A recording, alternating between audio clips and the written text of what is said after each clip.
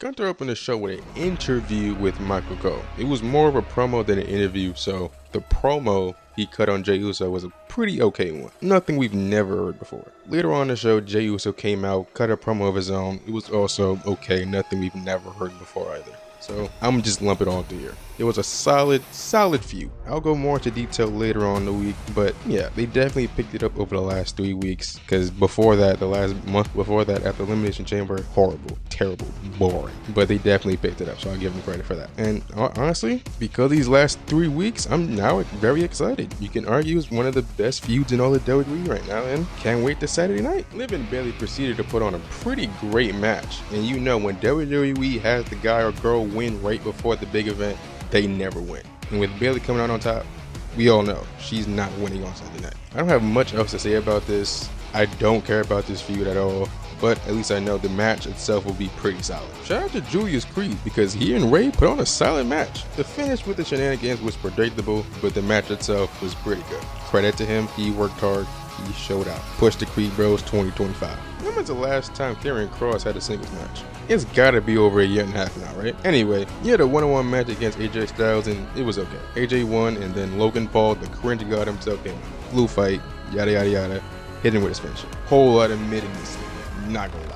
Then backstage, while Braun is cutting his interview with Kathy, he just gets jumped by the Judgment Day. Like on some Yuji Anonymous versus Mahito, Pain versus Jiraiya, Rap Energy versus Drake. Like he got lit up. Finn and Penta then put on a pretty solid match. We all knew what was gonna happen with the shenanigans, and of course, it happened. But it doesn't take away from the fact that the match was still solid. And when I tell you, Carlito had the scariest look I've ever seen, bro, that man got PTSD.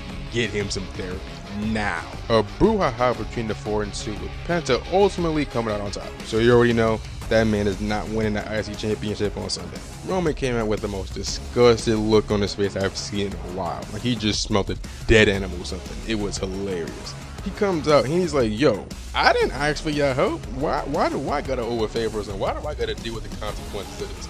And then Seth, the gaslight god himself, comes out. He's like, yo, starts to gaslight.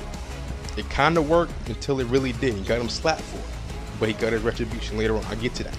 After slapping Seth in the face, he then mushes Paul Heyman in the face. And then you already know CM Punk wasn't going to like that, so he came out and played safe.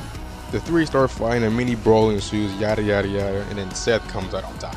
The show ends with Seth holding the chair right in front of Paul Heyman's face. What does that mean? I don't know. If I had to guess, it has something to do with that favor, and who knows whenever that favor is ever going to be brought up again. And I was wrong. I would say it was pretty good, except for one thing. Where was any of the three women or in the women's triple threat? Yeah, they had little promo packages, but like none of them could have showed up in person, like at all. Kind of strange, because every other match on this show got a match or a in-person interview or promo or something, but those three didn't get a nothing. Like I don't know. Anyway, as for my thoughts, Raw was pretty good. Honestly, it went by faster than I thought it was. I kind of lost track of time. It zoomed by. Matches were good. You already know nothing really was going to progress. WrestleMania is like 4 or 5 days away, so nothing's really going to happen. So, but the expectations I had, it was pretty good. Hey, those are my thoughts. Let me know yours in the comments. See ya.